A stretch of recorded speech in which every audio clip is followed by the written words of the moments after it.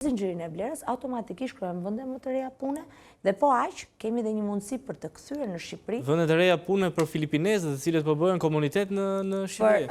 Besoj për shërbimin këtë mund ta diskutoj. Unë po flisja për industritë përpunuese, nuk po flisja për industrinë e shërbimit. Patjetër dhe aty ka nevojë. Sepse shumica bizneseve nuk kanë punonjës dhe i rekrutojnë nga jashtë. Eksakt, por ka edhe një element. Ne tek shikojmë dhe prandaj po diskutojmë, tek shikojmë që ka vende pune të reja në Shqipëri, shikojmë që do duhet që të kemi edhe dëshirën për të punuar dhe kulturën e punës.